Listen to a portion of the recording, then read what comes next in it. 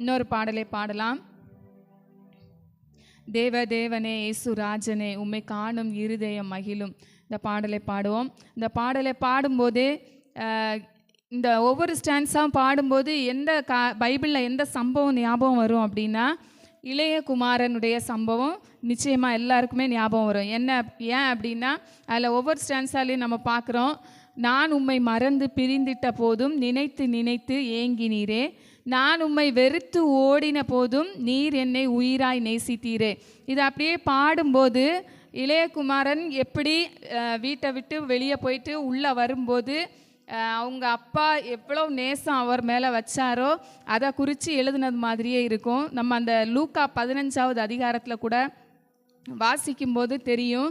அதில் நம்ம பார்க்குறோம், இளையகுமாரன் வந்து பாவம் செய்து வீட்டை விட்டு வெளியே போன மாதிரி தான் இருக்கும். இதை வந்து நம்ம மேலோட்டமாக பைபிள் தியானம் பண்ணாமல் சும்மா வாசிக்கும்போது இதுதான் தெரியும். இளையகுமாரன் வந்து பாவம் செய்தான், வீட்டை விட்டு வெளியே போயிட்டான். அப்போ சும்மா வாசிக்கும்போது நம்ம எல்லாருக்கும் என்ன தெரியும்னா, இளையகுமாரன் தான் தப்பு பண்ணியிருக்கான், இளையகுமாரன் பாவி. ஆனால் உண்மையிலேயே அப்படி தான் இளையகுமாரன் தப்பு பண்ணியிருக்கான் அப்படின்னு. ஆனால் அதை உள்ள தியானம் பண்ணும்போது தான் தெரியுது, இளையகுமாரன் வந்து தப்பு பண்ணான் உண்மைதான். ஆனால் அதை அவன் ஒத்துக்கிட்டு மறுபடியுமா அப்பா வீட்டுக்கு வந்துட்டான்.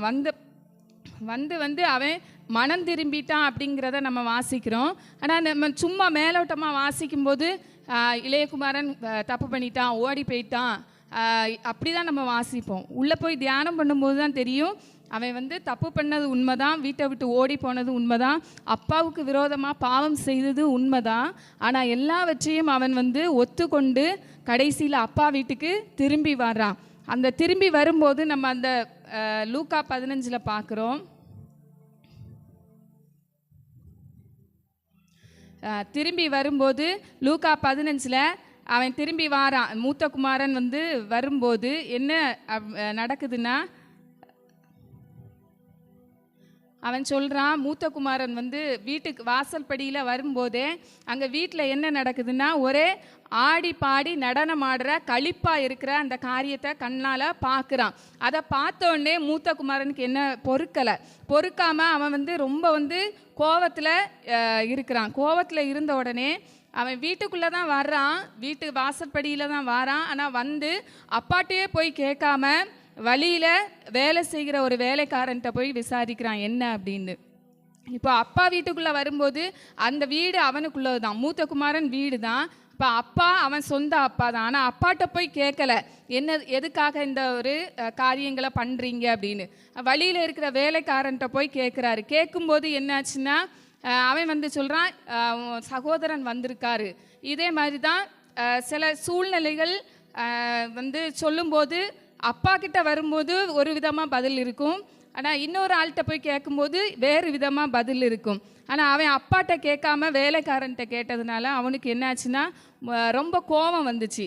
ஆனால் அப்பாட்ட கடைசியில் வந்து அவன் பேசும்போது அப்பா எப்படி சொல்கிறாருன்னா, உன் சகோதரனாகிய இவனோ மரித்தான், திரும்பவும் உயிர்த்தான், காணாமற் போனான், திரும்பவும் காணப்பட்டான். இந்த வார்த்தையை கேட்கும்போது கண்டிப்பாக அவனுக்கு கோபம் வந்திருக்காது. சரி, அவன் தப்பு பண்ணியிருக்கான், ஆனால் ஒத்துக்கொண்டு திரும்பவும் வந்துட்டானே அப்படின்னு சொல்லி. ஆனால் வேலைக்காரன்ட்ட கேட்டப்போ உன் சகோதரன் வந்துட்டான் அப்படின்னு சொன்னோடனே அவனுக்கு ரொம்ப ஒரு கோபம் வந்துச்சு.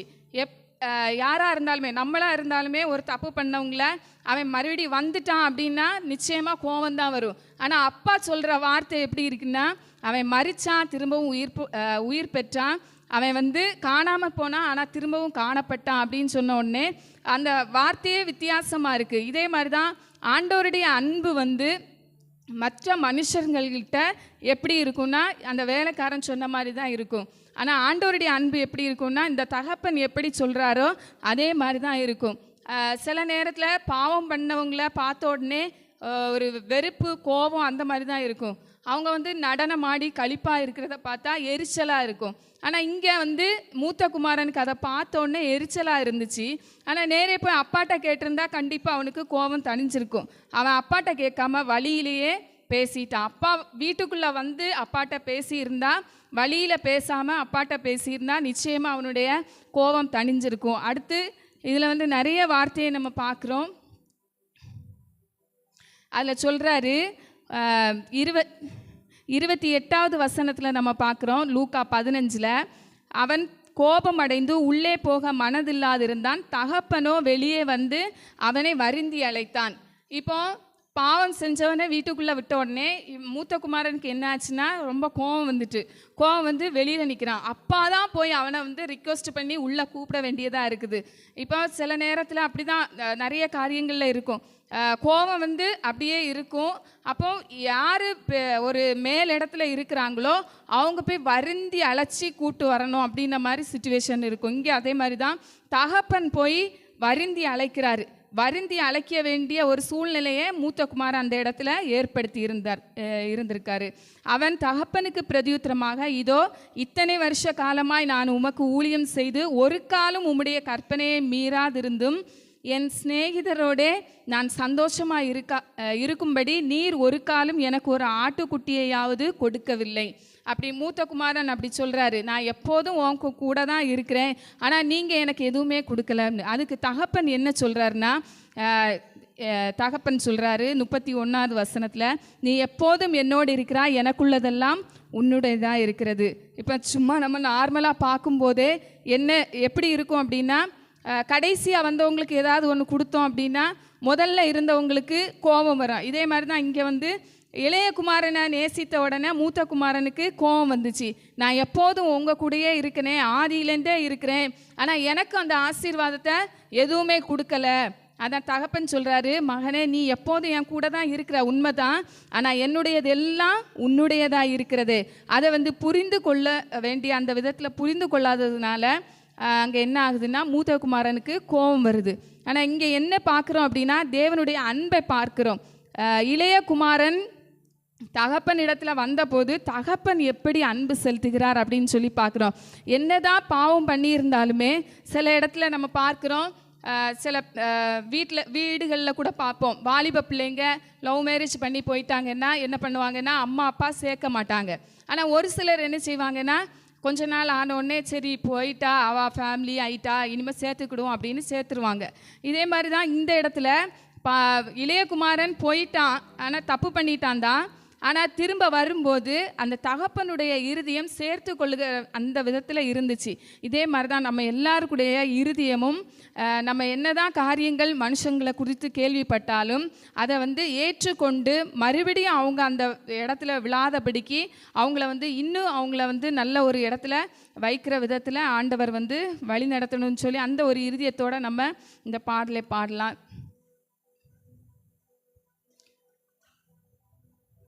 அந்த பாடலில் அந்த அன்பை தான் நம்ம பார்க்குறோம். ஆண்டவருடைய அன்பு எவ்வளோ பெரிய அன்பு அப்படின்னு சொல்லி பார்க்குறோம். நான் என்னை உயிராய் நேசிப்பதை விட நீர் என்னை அதிகமாய் நேசிக்கின்றீரே அப்படின்னு பார்க்குறோம். பாவியில் நான் பெரும் பாவியாய் வாழ்ந்து அப்படியே இளையகுமாரன் பாடுற மாதிரியே இருக்குது. பாசமாய் உயிரையே கொடுத்தீரே, இதுதான் இயேசுவே அன்பின் எல்லையோ, ஆண்டவருடைய அன்பின் எல்லையோ இதுதான் அப்படிங்கிற மாதிரி இந்த பாடலில் பார்க்குறோம். இந்த மாதிரியான ஒரு அன்பு செலுத்துகிற குணம் நம்ம எல்லாருக்கும் இந்த பாடலை பாடும்போதே ஆண்டவர் நிச்சயமாக தருவார். இதை விசுவாசத்தோட பாடலாம். தேவதேவனே இயேசுராஜனே உம்மை காணும் இருதயம் மகிழும், எனது எஜமானரே என் மனதின் மணவாளரே, எனது எஜமானரே என் மனதின் மணவாளரே, என் இதய சிங்காசனத்தில்